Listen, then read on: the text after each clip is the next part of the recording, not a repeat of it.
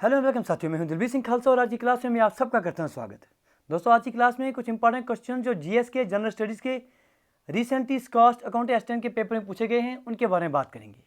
ये पेपर 25 सितंबर 2022 को हुआ है, तो बड़े बेहतरीन तरीके से इन क्वेश्चन को करेंगे ताकि आने वाले एग्जामिनेशन की तैयारी आपकी बड़ी बेहतरीन तरीके से बनी रहे। जो साथी चैनल पर नए हैं, जिन्होंने अभी तक चैनल को सब्सक्राइब नहीं किया है, उनसे रिक्वेस्ट करेंगे प्लीज़ चैनल को सब्सक्राइब कर दिए ताकि हर एक वीडियो की नोटिफिकेशन आप तक सबसे पहले पहुंच सके। तो चलिए मेरे दोस्त, अटेम्प्ट कीजिए इन क्वेश्चन को और अपना स्कोर कमेंट बॉक्स में बताइए कितना किया आपने। पहला क्वेश्चन जो पूछा गया था वो पूछा गया था what is the full form of NATO. देखिए, जब से आपके पास रशिया यूक्रेन का वार चल रहा है तो नाटो अक्सर न्यूज़ में आपको देखने को मिला था।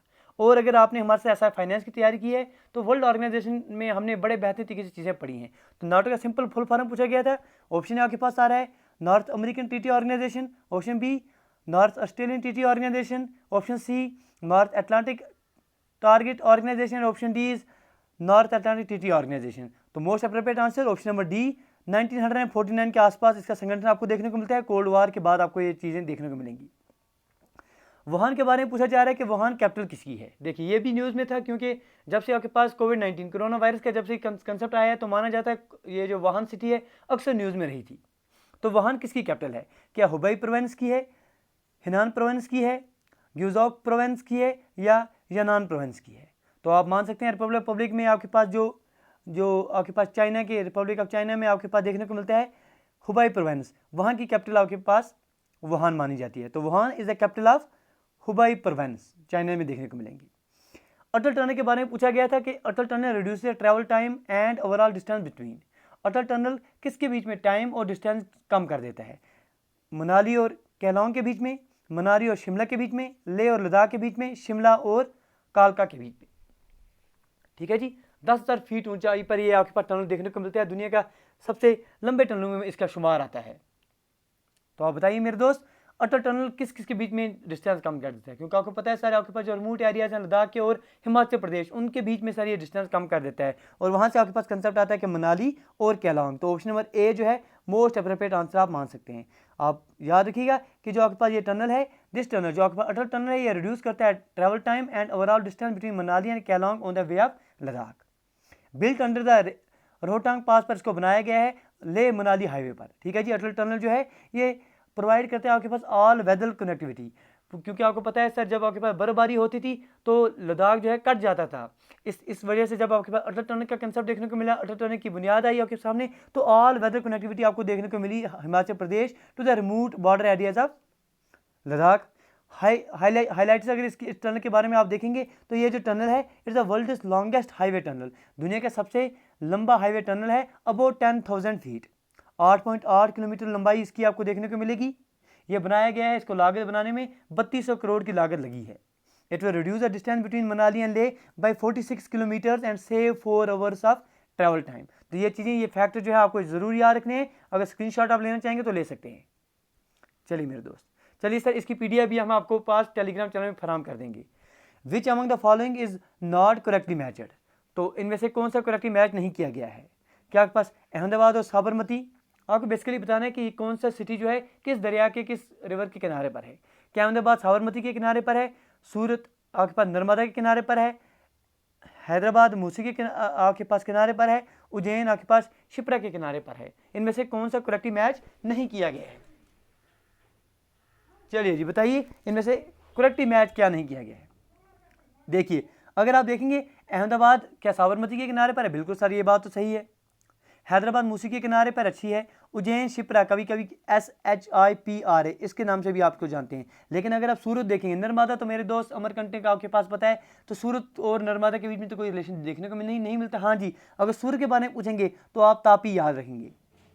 तो इसलिए मोस्ट अप्रोप्रिएट आंसर क्या आ जाएगा? Option number B, that is Surat और नर्मदा जो है इनकरेक्टली मैचड है।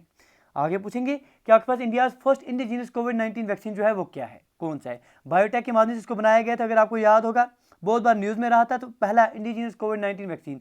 तो और इसके साथ साथ आपको हम बताते चलें, जितने भी कोविड रिलेटेड क्वेश्चन आपके जितने भी JKSB एग्जामिनेशन में आज तक हुए हैं, उनकी हमने एक सिंपल शॉर्ट आउट करके एक वीडियो बनाई हुई है। आप सर्च करेंगे कि कोविड-19 related question asked in JKSB by Dilbir Singh Khalsa, आपके पास एक वीडियो मिल जाएगी। जितने भी क्वेश्चन वहाँ आ जाएंगे, हर एक कंसेप्ट आप सीख लेंगे। तो यहाँ आप समझिए को आपके पास कोवैक्सीन जो थी, कोवैक्सीन बायोटेक के माध्यम से बनाई गई थी। ये आपके पास इंडिया की पहली इंडिजीनियस कोविड-19 वैक्सीन है। चलिए आगे बढ़ेंगे। Which among the following events took place immediately before the massacre of Jallianwala Bagh 1919। Jallianwala Bagh के जो आपके पास कांड हुआ तो उससे पहले कौन सा इनमें से वाकया देखने को मिला था? क्या पैसेज ऑफ रौलट एक्ट हुआ था, मॉर्निमेंटरी रिफॉर्म्स हुए थे, इल्बर्ट बिल हुआ था, या गांधी इरविन पैक्ट हुआ था? अगर आपको याद होगा कि बड़े बेहतर तरीके से हमने सारी ये चीज़ें सारी पढ़ी हुई हैं। तो हमने पढ़ा था जब आपके पास जलियांवाला बाग 1999 में हुआ था, 1919 में हुआ था। इससे पहले आपके पास जो रौलट एक्ट है, जो जिसे ब्लैक लॉ के नाम से भी जानते थे, ब्लैक एक्ट के नाम से भी जानते थे, वो पास किया गया था। रौलट एक्ट जो है जिसे ब्लैक एक्ट के नाम से भी जानते थे, इसे पास किया गया था इंपीरियल लेजिस्लेटिव काउंसिल के द्वारा 21 मार्च 1919 में। ये जो आपके पास ब्लैक लॉ था, ये जो ब्लैक एक्ट था जिसे आप रौलट एक्ट कहते थे, ये पावर देता था, गवर्नमेंट को ये अधिकार देता था, किसी को भी वो सलाखों के पीछे जेल में डाल सकता था without trial and convention in the court law. Basically ये जो आपके पास रौलट एक्ट है, ये आपके पास हेबियस कॉर्पस को नज़रअंदाज करता था। It basically suspend the right of habeas corpus. ठीक है जी, आगे बढ़ेंगे कि largest and second least populous union territory of India. देखिए सर, कुछ दो जो है लार्जेस्ट नाम सुनते जम्मू कश्मीर की तरफ जा सकते थे। ठीक है, अच्छी बात, हम मान सकते हैं। लेकिन जब क्वेश्चन में आपके पास second least populous union territory पूछा गया था, तो आपके पास सिर्फ और सिर्फ ऑप्शन क्या आ जाता? सर लद्दाख आ जाता। Second least populous union territory जो है लद्दाख है। पहली कौन सी है बताइए सर, पहली कौन सी है? आप हमें बताएंगे बड़े बेहतरीन तरीके से।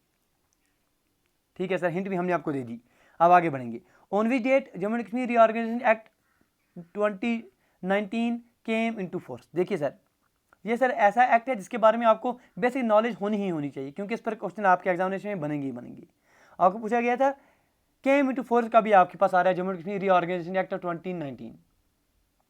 क्या 30 अक्टूबर 2019 को, 3 अक्टूबर 2019 को, 31 अक्टूबर 2019 को, या 3 अगस्त 2019 को? सर कुछ इंपॉर्टेंट डेट हैं, जैसे आपके 5 अगस्त को ये आपके पास राज्यसभा में जा रहा है, सेम डे पर पास हो रहा है।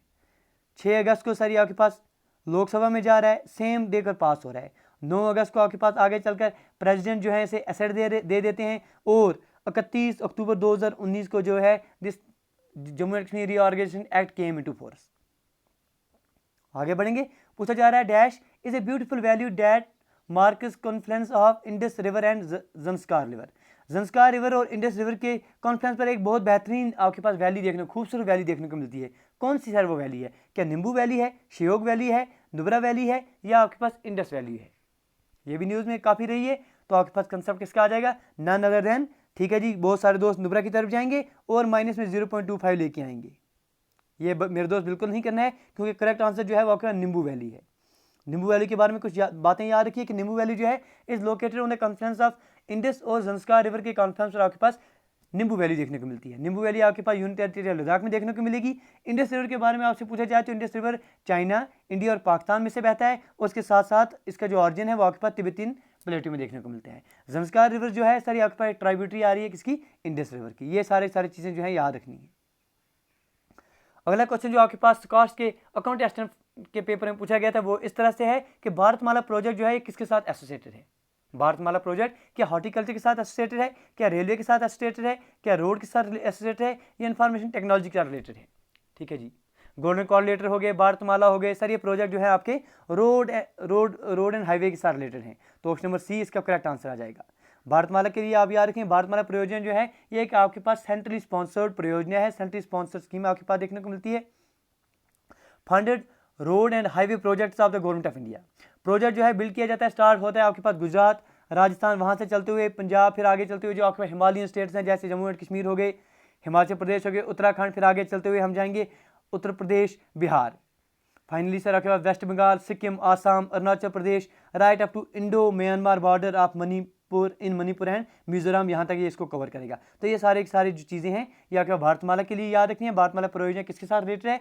रोड एंड हाईवे के साथ रिलेटेड है। ये इंपॉर्टेंट क्वेश्चन थे जो आपके पास स्कॉच के अकाउंटेंट असिस्टेंट के पेपर में पूछे गए थे। उम्मीद करेंगे कि बेहतर तरीके से आपने चीज़ें सीखी होंगी। गुजारिश करेंगे अगर आज की क्लास में आपने कुछ सीखा तो प्लीज़ लाइक शेयर सब्सक्राइब करना ना भूलना, क्योंकि आप दोस्तों की सपोर्ट है बस वही मोटिवेट करती है इस तरह के सेशन आपके साथ लाने के लिए। आप कमेंट सेक्शन में अपना स्कोर भी बताइएगा। मिलते हैं अगली वीडियो में। Till then do take your best care. Thank you, thanks a lot for watching.